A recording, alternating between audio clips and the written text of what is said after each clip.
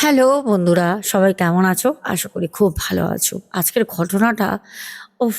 এর আগে আমার এরকম এক্সপেরিয়েন্স ঘটনা আমি পাইনি। সিরিয়াসলি বলছি। জাস্ট আজকের ঘটনাটা, হ্যাঁ, তার আগে বলবো আজকের ঘটনাটা শুধুমাত্র যারা 18 বছরের ওপরে তাদের জন্য। ওকে? কারণ এই ঘটনার মধ্যে কিছু এমন কথা আছে যেগুলো আম বাচ্চারা না শুনলেই ভালো। এটাই বলবো। এটা আমার ডিউটি। এটা তোমাদের কাছে আমার তুলে ধরা দরকার। আমি প্রেজেন্টও করছি। বাট চাই না যে যারা এখনো প্রাপ্তবয়স্ক হওনি তারা শোনো ঘটনাটা। তাহলে চলো ঘটনাটায় যাই। যাওয়ার আগে সবাইকে বলবো ভালো লাগলে ঘটনাগুলো শেয়ার করো। কারণ এর মধ্যে যেরকম ছোটদের না করছি, কিন্তু ঘটনাটা খুব দরকার প্রত্যেকটা মানুষের কানে যাওয়া। খুব দরকার। আজকের ঘটনাটা শোনো। একটা করে লাইক করে দিও। যারা এখনো পর্যন্ত ভালোবেসে চ্যানেলটাকে সাবস্ক্রাইব করোনি, করে নিও। সাথে থেকো। এবার ঘটনাটা বলি। ঘটনাটা আমাকে একজন বলেন, ওনার পরিচয়টা আমি মামি দেবো।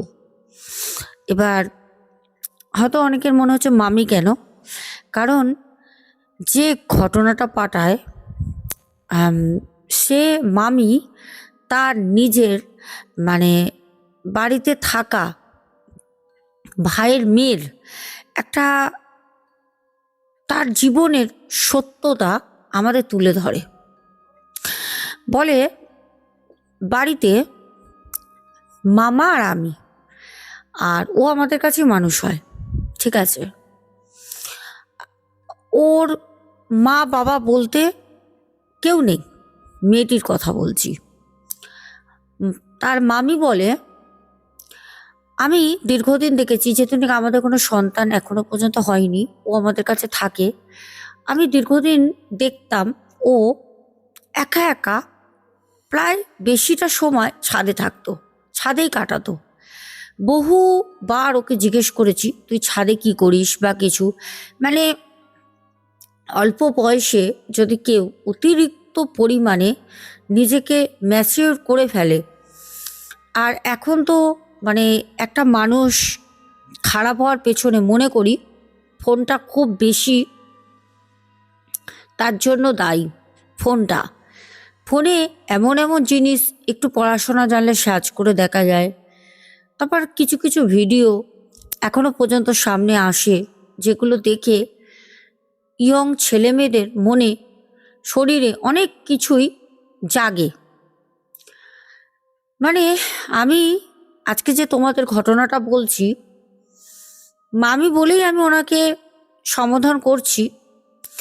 যেহেতু উনি উনি নাম এখানে তো বলবেন না বলেছেন, ওনার নাম আমাকেও উনি বলেননি, মামি বলেই বলেছেন আপনি শেয়ার করবেন।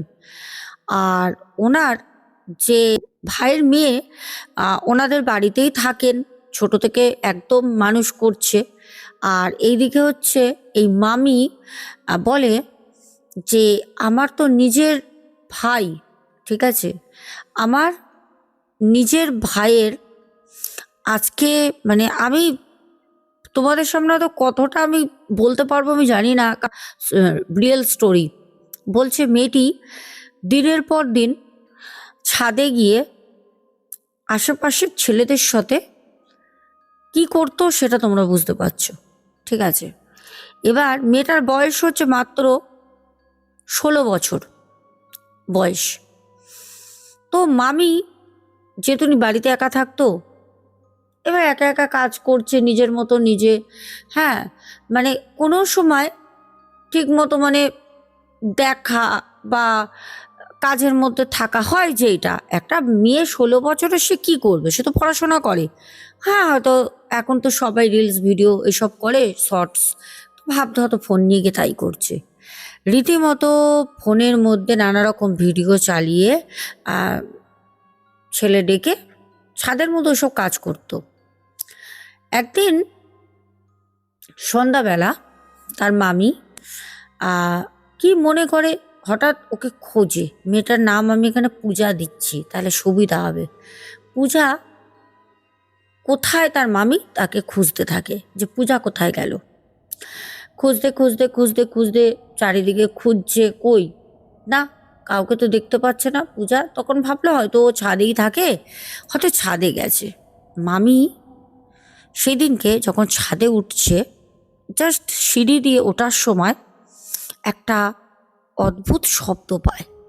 মামি যেইতনিক একজন বিবাহিত মহিলা, উনি সেই শব্দটা শুনে খুব ভালোভাবে বুঝতে পারে এই শব্দটা আর যাই হোক কেউ ভিডিও করতে গেলে ইউজ করবে না, যদি সে কোনো অ্যাডাল্ট ভিডিও কন্টেন্ট ক্রিয়েট না করে। তো মামি প্রথমে ভাবে যে ও হয়তো অন্যরকম কিছু ভিডিও কন্টেন্ট করে। মামি সেইটা ভেবে পা চিপে চিপে চিপে সিঁড়ি দিয়ে ওঠে। উঠে মামি যে পূজা, ও কিন্তু ছাদে রীতিমতো উঠে লক করে দিয়েছে, মানে ছাদে কেউ আসলেও উঠতে পারবে না, ঠিক আছে। তো এরকম আগেও করেছে। মামি যখন জিজ্ঞেস করেছে কিরে পূজা, তুই সিঁড়ির ঘরটা বন্ধ করে দিয়েছিস কেন, হ্যাঁ, তখন বলতো আরে তুমি এসে ডিস্টার্ব করবে, আমি ভিডিও করছি, তো ভিডিওর মতো তোমাকে দেখা গেলে ওটা কিরকম লাগে না, ওর জন্য আমি বন্ধ করে দিয়ে ভিডিও করি। ও সব সময় এই কথাটা বলতো। তো মামি সেদিন শব্দটা পেয়ে ভাবলো ও কী কন্টেন্ট করে, ও কি আজে বাজে অ্যাডাল্ট কোনো ভিডিও কন্টেন্ট করে, কি জানি কি জানি। মামি যখন পা চিপে চিপে উঠে দরজাটা ধাক্কা দেয়, তখন দেখছি দরজাটা ছাদ ছাদ থেকে লক করা বাইরে দিয়ে। মামি তখন বুঝতে পারে যে না, ও নিশ্চয়ই এমন কোনো কন্টেন্ট দেয় যেটা মানে আমরা দেখলে অসুবিধা, ওই জন্য ও বন্ধ করে রাখে। মামি তখন আস্তে করে ওইখানে, ওর হয়তো জানা ছিল না মানে পূজার মামির বাড়ি, মামি তো জানবেই, মামি তখন ওই নিচের দিকে যে ছাদের যে গেটটা, লোহার একটা সিটের গেট, নিচের দিকে একটুখানি সিট লম্বা করে চেরা ছিল, সেই সিটের ওখান থেকে মামি মানে ওইটা দেখতে গেলে পুরো সিঁড়ির মধ্যে তোমাকে বলতে পারো শরীর ফেলে শুয়ে পড়তে হবে, তাহলেই দেখতে পারবে। তো মামি খুব কৌতূহল বশত মামি বলে না, আজকে হাতে নাতে প্রমাণ করবই, যাই হয়ে যাক আজকে ধরবো।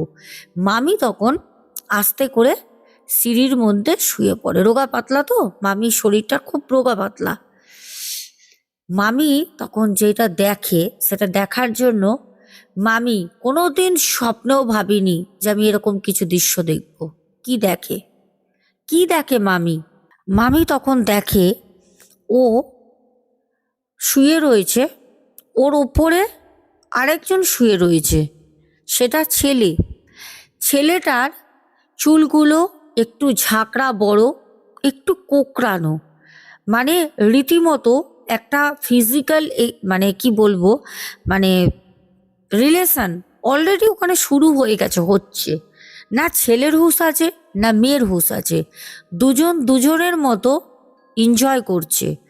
মামি দেখে সাথে সাথে মানে ওরকম দৃশ্য তো দেখা যায় না, 16 বছরের একটা মেয়ে ওপেন ছাদের মধ্যে দিনের বেলা, মানে সন্ধ্যাবেলা।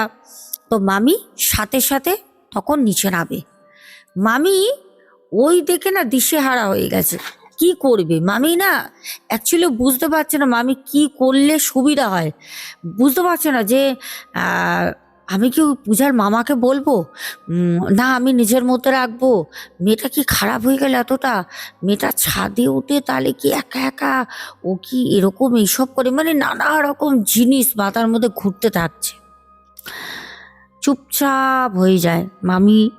আমাকে ঘটনাটা বলে, মানে উনি বলতে গিয়েও মানে একটা লজ্জা, একটা ভয়, সাথে একটা ঘৃণা, সাথে একটা আর্তনাদ, কান্না।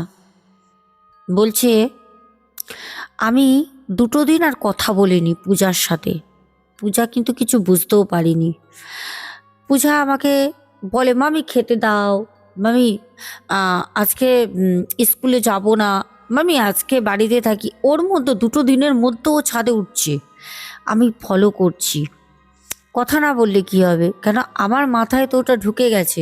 হ্যাঁ, যখনই দরজা বন্ধ থাকবে তখনই তার মানে ছাদে কেউ আসছে, ছাদে কেউ আসছে। ছাদে আসছে কিভাবে, আমাদের পাশে পাশে পাশে পাশে একদম সিঁড়ি, মানে ছাদগুলো গায়ে গায়ে লাগানো, একটা মই ফেলে চলে আসা যায়। আর এখনের ছেলেরা তো খুবই মানে অ্যাক্টিভ, ওরা লাফিয়েই চলে আসবে। ওইসব করার জন্য ছেলেদের একটা মানে এনার্জি আলাদা আসে, ঠিক আছে, এনার্জি আলাদা আসে, পরিমরি ওইটা না, ওইটার জন্য তো ছেলেদের সব কিছু, মেয়েদেরও, শুধু ছেলেদের বলে লাভ নেই। তো সেখানে বলছে হঠাৎ করে দুদিনের মধ্যেও মামি কথা না বলে ও ছাদে ওঠে। ওর মামি পা চিপে চিপে চিপে চিপে সাথে সাথে যায়, দেখছে ছাদের দরজা আবার বাইরে দিয়ে বন্ধ।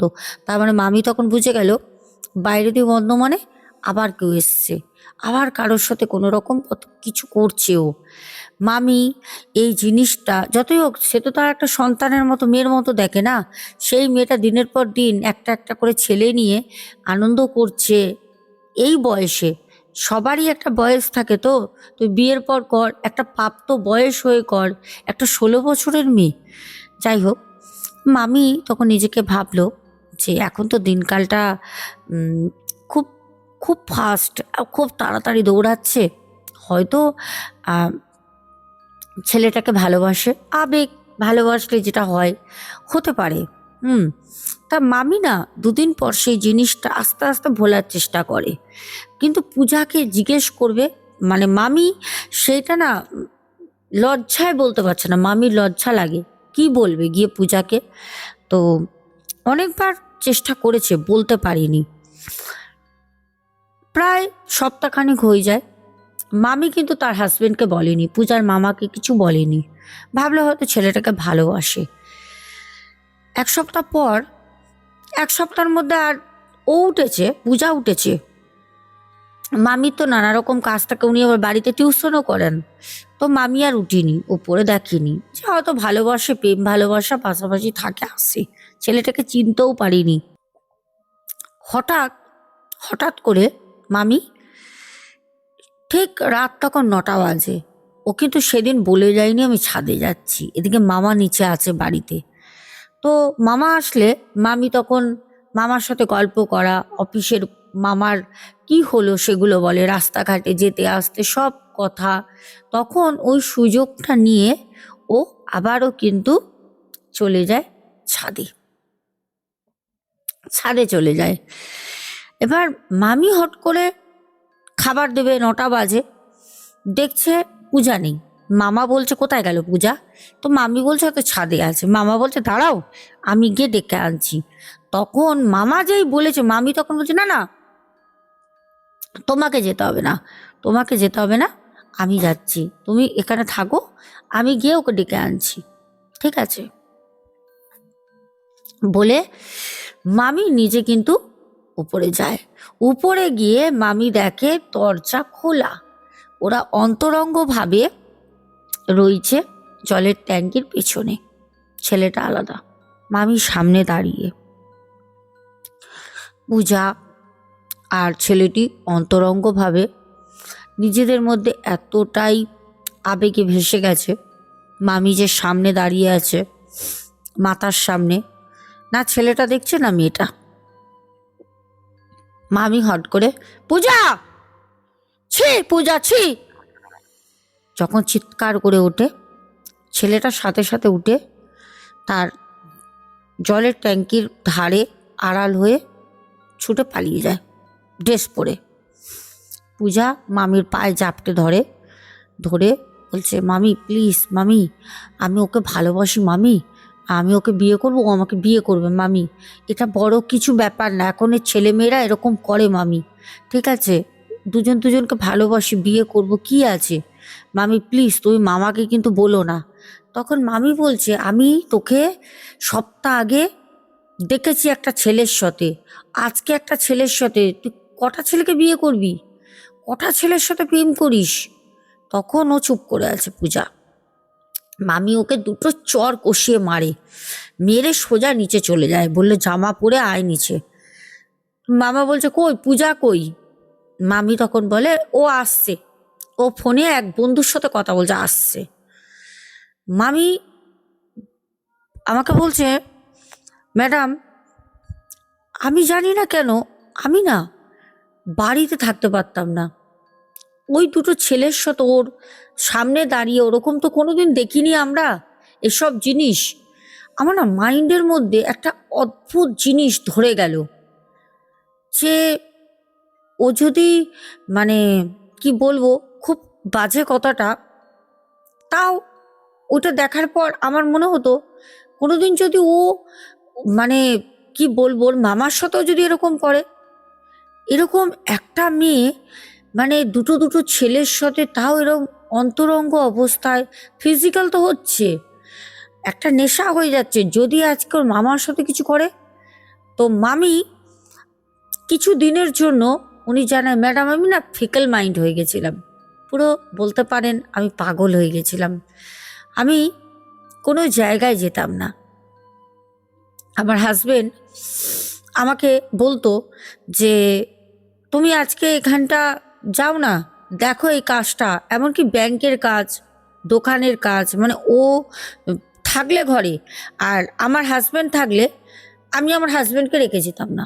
আমার যেন কীরকম একটা ভয় লাগতো। আর 16 বছর বয়সে যা ওর হেলথ, ওর যে শরীরের গঠন, কেউ বলবে না যে ও 16 বছরের মেয়ে, দেখে বলবে যে ও একটা প্রাপ্তবয়স্ক মেয়ে, ওর বিয়ের বয়স হয়ে গেছে, ঠিক আছে। তো জানি না আমার মাইন্ডের মধ্যে জিনিসগুলো চলতো। তো আমাদের দিদিভাই বলেন যে আমি তোর মামি হই। ভাবতাম মেয়েটার বাবা নেই, মা নেই, মেয়েটা এত খারাপ কি করে হলো, ওকে তো আমরা খুব ভালোভাবে ছোট থেকে মানুষ করছি, মেয়েটা এরকম হয়ে গেল কেন? কোনোদিন তার উত্তর আমি খুঁজে পাইনি।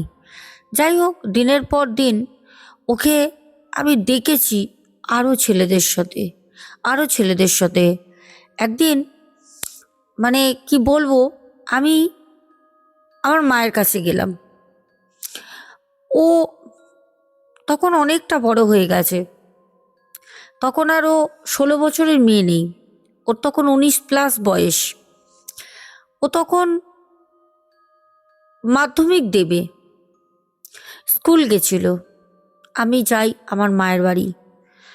আমি মায়ের বাড়িতে গিয়ে মা বললো কিরে পূজা আসেনি? যতই হোক ভাইয়ের মেয়ে তো, ভাই নেই, ভাইয়ের বউ নেই, মা বাবা পূজাকে খুব ভালোবাসে, কিন্তু পূজার আসল রূপটা কেউ জানে না, আর আমি কাউকে তো বলতে পারবো না, এটা কি করে বলবো, এত নোংরা মানুষ হতে পারে। সেদিন আমার হাজব্যান্ড আমাকে বলল এই তুমি কোথায় গো? আমি বললাম তুমি কোথায়, বিকেল 5টা বাজে, তুমি আমাকে তো ফোন করো না, তুমি তো 8টা সাড়ে 8টায় বাড়ি আসো। আমাকে বললো আমি তো বাড়ি চলে এসেছি, পূজা এখনো আসেনি। আমি বললাম পূজা আসেনি? আচ্ছা পূজা চলে আসবে, তুমি এত তাড়াতাড়ি চলে এলে। তখন বললো যে না, শরীরটা ভালো নেই। আমি জানি না, হয়তো ওটা শোনা মাত্র পাগল হয়ে যাই। আমার সংসার হারানোর ভয়, স্বামী হারানোর চাপা কষ্ট, মাথার মতো ওগুলো চলেছে। সেই জিনিস দেখবে, একটা জিনিস দীর্ঘদিন যদি তুমি কোনো মিথ্যেকে সত্যি বলে যদি ভাবতে থাকো না, সেই মিথ্যেটাও একদিন সত্যি হয়ে তোমার কাছে প্রেজেন্ট হবে। তো সেই দিন যে দিদিভাই নিজেকে মামি বলে ঘটনাটা বলেছেন, উনি বাড়িতে গিয়ে যেই ভয়টা করেছিল সেই ভয়টাই হয়।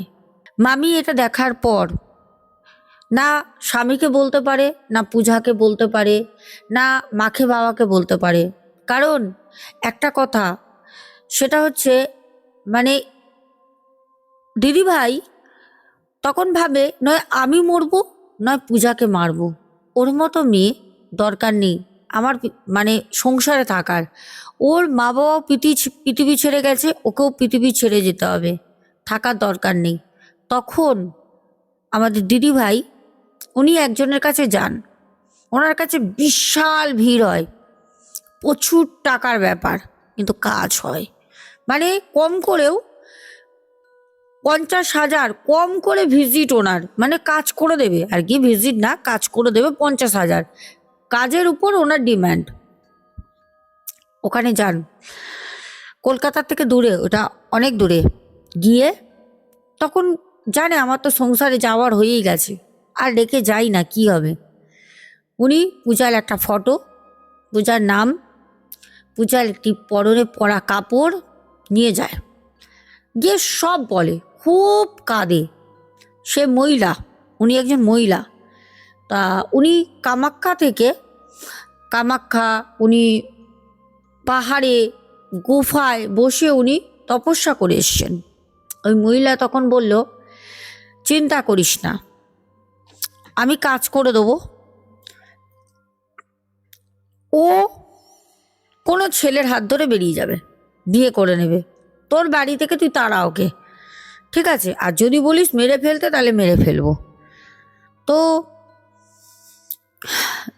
যতই হোক মামি তো তখন বলল যে না, মারতে হবে না, কারণ মামারও তো সন্তান নেই।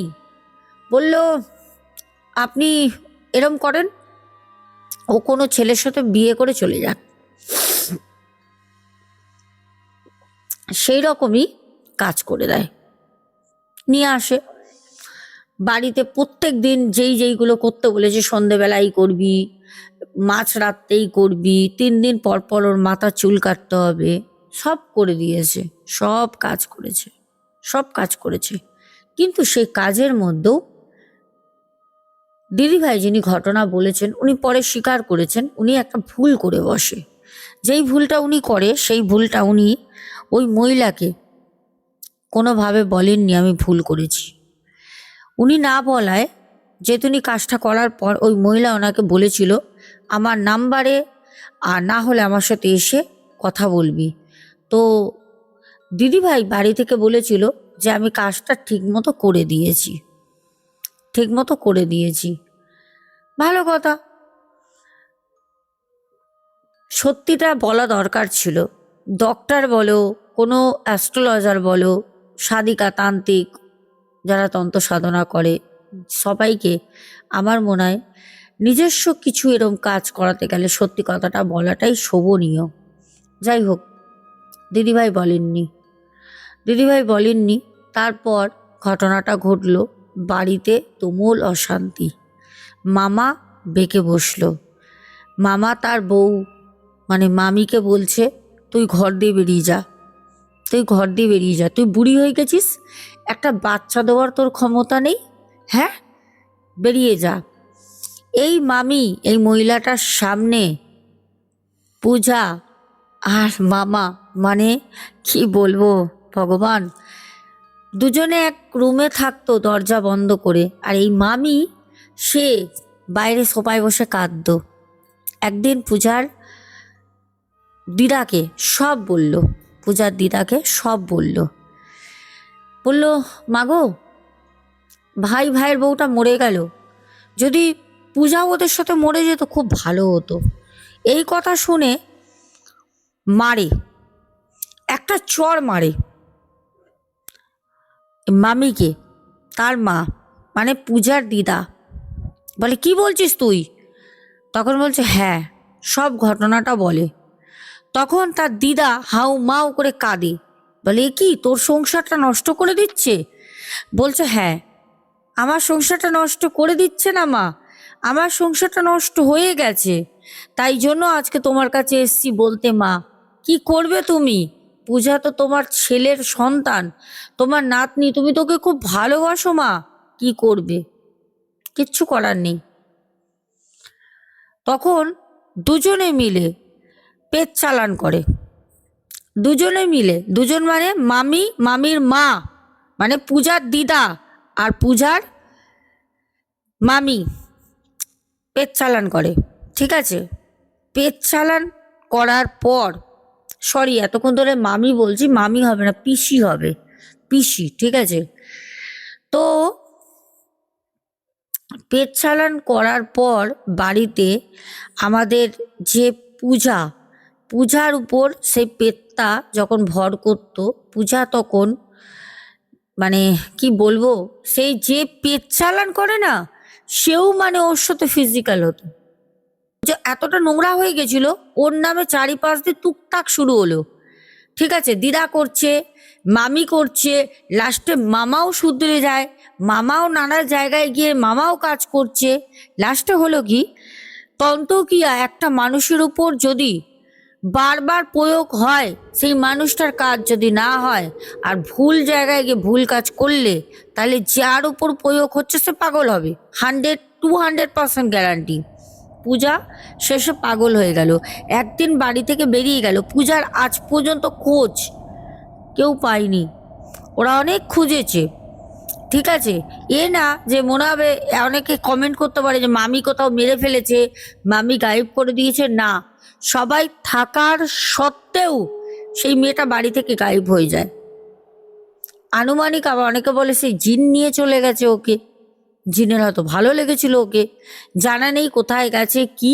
কিন্তু যেই ছেলেগুলোর সাথে ওর মানে অন্তরঙ্গ সম্পর্ক ছিল, ছেলেগুলো ওখানেই রয়েছে পাড়ায়। আর ছেলেগুলো এখন ওর নামে কুনাম রটিয়ে বেড়ায়।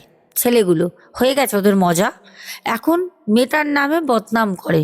হ্যাঁ, তবে এইটা ঠিক বলেছে পূজার মানে পিসি, যে যেদিনই বাবার বোন, পিসি হবে, মামি না। তো এটা ঠিক বলেছে যে একটা জিনিস কি বলতো, এই যে পূজা মেয়েটা খুব নোংরা প্রকৃতির ছিল।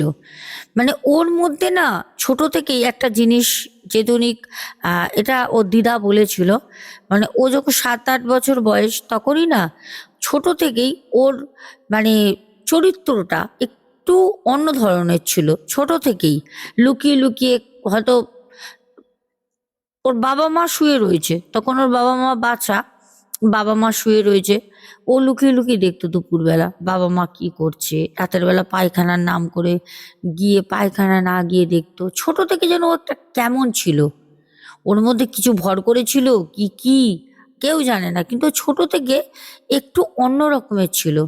ভাবতে পারছো আমাদের পৃথিবীতে কত রকমের মানুষ আছে ভাই, কিরকম মন মানসিকতার মানুষ। আমি না জাস্ট শুনে না ঘটনাটা অবাক হয়ে যাই। আমাকে অনেক করে রিকোয়েস্ট করে।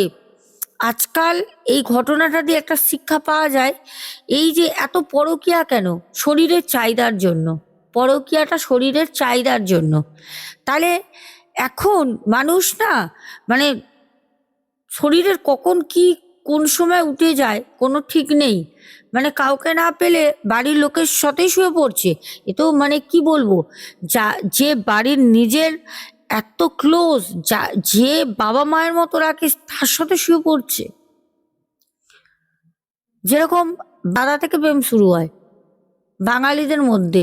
দাদা একটা ছিল না, বাবাইদা, বাবাইদা বলে আমরা অনেক রিল শর্টে শুনেছি, বইতেও দেখেছি।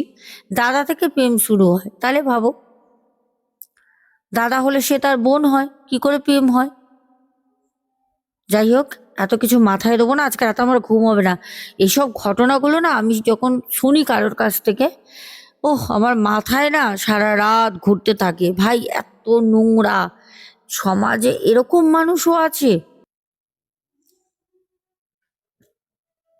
হ্যাঁ, না থাকার বাকি আছে। আমাদের এখানেই তো রিসেন্ট, রিসেন্ট বলতে তখন আহ, প্রায় 2008-9 ওই সময় মা ছেলে ধরা পড়েছিল রুমের মধ্যে। হ্যাঁ, আমাদের এখানেই হয়েছিল। সেই কি মার মেরেছে, দুটোকেই ভাগিয়ে দিয়েছে পাড়া দিয়ে মেরে। ঠিক আছে, কোয়ার্টারে থাকতো, হয়েছিল। দীর্ঘদিন দেখে দেখে দেখে দেখে বন্ধু বান্ধবী বলছে চল তো, তাহলে কি বলবে, ছি ছি ছি ছি ছি। যাই হোক, এইসব জিনিস না মানে সিরিয়াস বলছি, কানের নেওয়াও পাপ। কিন্তু এটা দেখো, একটা চোখে কাপড় পরার মতো থাকলে তো হবে না, কিছু কিছু জিনিস জানলে এটা জগৎকে শেয়ার করা দরকার। কারণ অনেক মানুষ এরকম করে ধ্বংস হয়ে যায়, এগুলো শেয়ার করলে মানুষ সতর্ক থাকবে, তাই না? চলো কমেন্ট পড়ি। পূজা কোথায় গেল কেউই জানে না। যাই হোক, ঘটনাটা আমি বলবো একটা অসমাপ্তি ঘটনা, যার কোনো সমাপ্ত হয়নি। প্রথম কমেন্ট সিঙ্কা বণিক করেছো, পরপর দুটো তিনটে কমেন্ট। তারপরে কমেন্ট করেছো সঙ্গমিত্র দাস, বলেছো দিদি আমি আপনার সাথে একটু কথা বলতে চাই আমার ছেলের ব্যাপারে, কিভাবে যোগাযোগ করব বলে দিলে ভালো হতো। আমি আসাম থেকে বলছি, বেশ কয়েকদিন ধরে আপনার ব্লগগুলো দেখছি। আচ্ছা, নাম্বার কমেন্ট বক্সে পিন করা থাকে, ওখান থেকেই আমাকে হোয়াটসঅ্যাপ করতে পারো, কল কেউ করবে না, পাবে না। তারপর হচ্ছে নীলু মজুমদার বলেছে মেয়েটা খুব খারাপ, কি বাজে।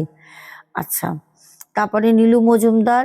তারপরে ইন্দ্রজিৎ রয় চৌধুরী বলেছে দিদি আস্তে আস্তে বিয়ের সংখ্যা কমে আসবে পৃথিবীতে, কারণ বিশ্বাস জিনিসটা এখন মানুষের থেকে বিদায় নিচ্ছে। মানুষের অন্তর এখন অপবিত্র হয়ে উঠেছে। সত্যি আজকের ঘটনাটা জলজ্যান্ত সত্যি প্রমাণ, কি বলবে। তবে সবাই খারাপ নয়, আর ভালো মানুষ বেশি দিন থাকে না, এটা 100% সত্যি কথা। হ্যাঁ, সে তো অবশ্যই। আর আজ আমি আমার ইষ্টের মধ্যেই মা সরস্বতীর ছোট্ট করে পুজো করলাম। ইষ্টের মধ্যে মানে বুঝলাম না। ভালো থেকো, তুমিও খুব ভালো থেকো। মৌয়া পল বলেছ কাল অনেক রাত পর্যন্ত তোমার জন্য অপেক্ষা করছিলাম, সরি আসলে না। পরে মনে হলো তোমার বাড়িতে মা সরস্বতীর আরাধনায় ব্যস্ত। একদম ঠিক।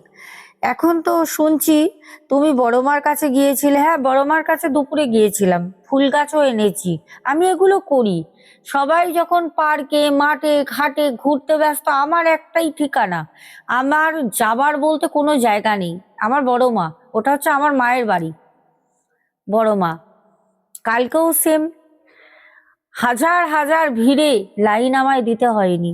আমার সাথে যে গেছিল, আমার নতুন একটা ড্রাইভার নিয়ে গেছিলাম, আর যারা যারা ছিল সবাই মানে ওখানে দোকানে যেখান থেকে প্রসাদ কিনি, ওরাও পর্যন্ত বলে কি ব্যাপার বলুন তো, দেখছি আপনি এমনও হয়েছে গুরু পূর্ণিমা, এমনও হয়েছে অকেশনে গেছি, পূর্ণিমা অমাবস্যায় ভিড় হয়েছে, কিন্তু আমার পুজো দিয়ে বেরিয়েছি লাইন পড়েছে। এটা আমার বাড়ির লোক, আমার ড্রাইভাররা সবাই প্রত্যক্ষ প্রমাণ, বলে এটা কি ব্যাপার।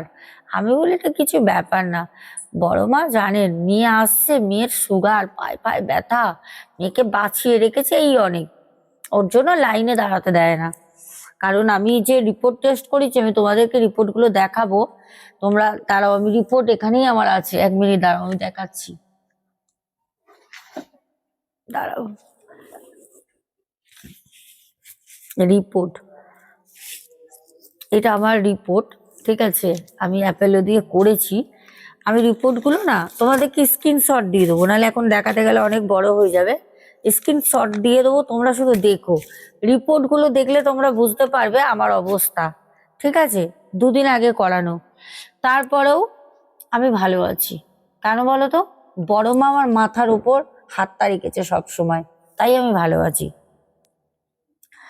তারপর অনুরত্ত দাস, শুভঙ্কর ঘোড়ই, নীলু মানে পিয়ারি ভারদ্বাজ, রূপা দে, চিরঞ্জিত চ্যাটার্জি, হ্যাপি সরস্বতী পুজো তোমাকেও।